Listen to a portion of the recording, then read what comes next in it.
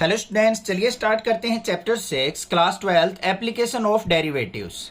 इस चैप्टर के अंदर कुछ नया नहीं है, बस जो हमने चैप्टर नंबर 5 के अंदर डेरिवेटिव सीखा था उसकी एप्लीकेशंस है। एप्लीकेशंस का मतलब क्या है कि हम उस डेरिवेटिव को कहाँ कहाँ यूटिलाइज कर सकते हैं। बट हाँ, इंपॉर्टेंट चैप्टर है और थोड़ा सा डिफिकल्ट है एज कंपेयर टू चैप्टर 5 के, तो बड़े ध्यान से समझना है। इस चैप्टर के अंदर जो एक्सरसाइज 6.1 है उसके अंदर हमारे पास क्या मिलेगा, rate of change of quantities. उसके बारे में हम थोड़ा सा डिस्कस करेंगे, बाकी क्वेश्चंस करेंगे, चुटकियों में सोल्व आउट करोगे आप। ध्यान से देखो, जो हमारा यहाँ पे मेन टॉपिक होगा एक्सरसाइज 6.1 के अंदर वो क्या होगा, rate of change of quantities. Change of quantities, तो यहाँ पे लिख लेते हैं एक बार हम टॉपिक को। अब इसका मीनिंग क्या है, rate of change of quantities. अब देखो, हम कोई भी डेरिवेटिव करते थे, मान लो x का डेरिवेटिव करते थे, वो क्या होता था, dx बाई dt होता था, या फिर y का डेरिवेटिव करते थे तो dy बाई dx होता था। इस तरीके से करते थे हम। t के रिस्पेक्ट में करते थे तो dx बाई dt लिख देते थे, x के रिस्पेक्ट में y का डेरिवेटिव करते थे तो dy बाई dx लिखा जाता था। अब इनका मतलब भी क्या है, dx बाई dt का, dy बाई dx का, इनका भी मतलब rate of change of quantities है।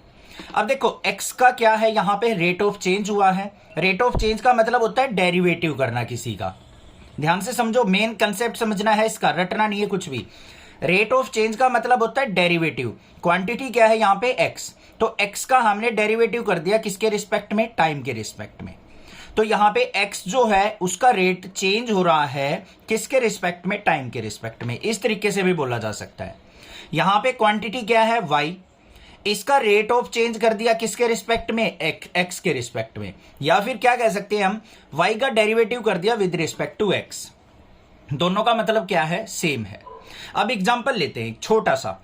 मान लो x हमारे पास क्या है, डिस्टेंस है। x क्या है, डिस्टेंस। और मैं कह दूं कि इस x का डेरिवेटिव करो विद रिस्पेक्ट टू टाइम। क्या कहा मैंने, derivative with respect to time. अगर टाइम के रिस्पेक्ट में इसका डेरिवेटिव करना हो तो क्या लिखेंगे इसको, वैसे dx बाई dt। और ये टर्म क्या बन गई हमारी, जल्दी बताओ। साइंस के अंदर derivative of distance with respect to time, dx by dt क्या लिखा जाता है, या फिर x क्या है हमारा, distance. Rate of change of distance with respect to time क्या होता है हमारा, स्पीड के इक्वल होता है। तो ये क्या हो गया हमारा, स्पीड। तो dx बाई dt को हम यहां पे स्पीड भी लिख सकते हैं। इस तरीके से यहां पे कन्वर्जन होगा। अब कई बार क्या आ जाता है, rate of change of volume. मान लो हमारे पास कोई क्यूब है, आइस क्यूब है, ये रहा। वो क्या कर दिया हमने, रूम टेम्परेचर पे रख दिया, तो हमें पता है ये मेल्ट होगा, तो इसका वॉल्यूम क्या होता चला जाएगा, डिक्रीज होता चला जाएगा, ये मेल्ट होता चला जाएगा। और थोड़ी सी देर के बाद देखेंगे हम इसकी शेप बहुत छोटी रह जाएगी क्यूब की। तो ये क्या है हमारा वॉल्यूम। टाइम के रिस्पेक्ट में इसका डेरिवेटिव क्या होगा, dv बाई dt। मतलब इस रेट से ये डिक्रीज होता जा रहा है। तो यहां पे क्या लिखा जाएगा, ये derivative of volume with respect to time बोल लो, या फिर इसका rate of change of volume with respect to time. ये बात हो गई, समझ में आई कुछ चीजें। अच्छा, एक हमने डबल क्वांटिटीज भी पढ़ी थी। मान लो आपके पास दो क्वांटिटी दे रखी हैं इस तरीके से, x इज इक्वल टू दे रखा है मान लो f ऑफ t, कोई t का फंक्शन दे रखा है, y इज इक्वल टू दे रखा है g ऑफ t, कोई g का फंक्शन है और विद रिस्पेक्ट टू टाइम है। तो इनका डेरिवेटिव अगर हमें dy बाई dx निकालना हो तो कैसे निकलता था, x का डेरिवेटिव क्या होगा, dx बाई dt। मीन्स यहां पे क्या हो जाएगा, f डैश t। और y का डेरिवेटिव क्या होता था, dy बाई dt। और gt का डेरिवेटिव क्या हो जाएगा, g डैश t। अब हमें dy बाई dx निकालना तो इन दोनों को डिवाइड कर लेते थे। तो dy by dx equal to किसके होगा, dy बाई dt अपॉन में dx बाई dt। इसको सिंप्लीफाई करेंगे तो हमारे पास क्या आ जाएगा, dy बाई dx आ जाएगा। समझ में आगे बात। ये इंट्रोडक्शन था एक्सरसाइज 6.1 का। बाकी क्वेश्चंस करेंगे, वहां से क्लियर होंगी चीजें। बस ये चीज समझनी थी आपको कि हम जो डेरिवेटिव लिखते हैं किसी का, उसको हम rate of change of quantity भी लिख सकते हैं। अब क्वेश्चन नंबर 1 देखते हैं पहले क्या है। क्वेश्चन नंबर 1 क्या दे रखा है, देखो ध्यान से। Find the rate of change of the area of a circle with respect to radius. ध्यान से देखना, यही टर्म मोस्ट इंपोर्टेंट है समझने की। क्वेश्चन नंबर 1 से चढ़ते जाएंगे हम, इंक्रीज लेवल करते जाएंगे क्वेश्चंस को और इजीली समझ में आ जाएंगे। डायरेक्टली हम पीछे वाले क्वेश्चंस करने लग जाएंगे, दिक्कत आएगी। देखो क्या कहा है कि rate of change of area निकालना है हमें, किसका, सर्कल का, with respect to radius when radius equal to 3 centimetre हो और रेडियस इक्वल टू 4 सेंटीमीटर हो। इन चीजों पे बाद में ध्यान देंगे। सबसे पहले देखो यहां पे हमें क्या गिवन है, rate of change of area of circle find out करना है। तो एरिया ऑफ सर्कल का फॉर्मूला क्या होता है, तो यहां पे क्या करेंगे, लेट एज्यूम कर लेंगे capital A is area of circle, और क्या होता है हमारा, area of circle of radius R, of radius are.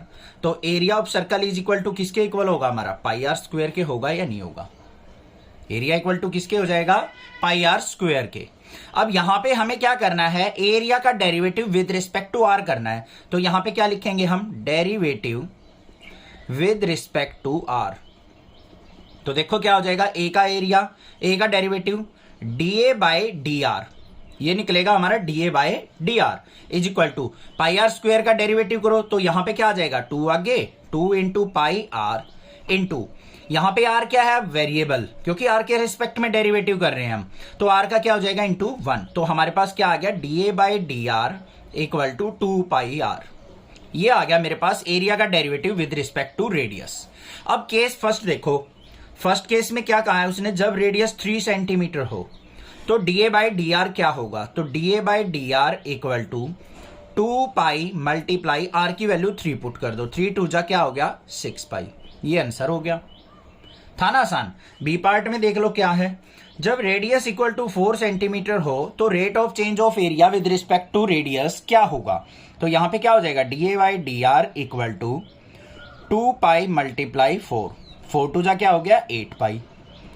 और यहां पे क्या है, ये हमें सेंटीमीटर में दे रखा है तो एरिया क्या होता है, सेंटीमीटर स्क्वायर, ये भी क्या हो जाएगा, सेंटीमीटर स्क्वायर। ये आंसर आ गई।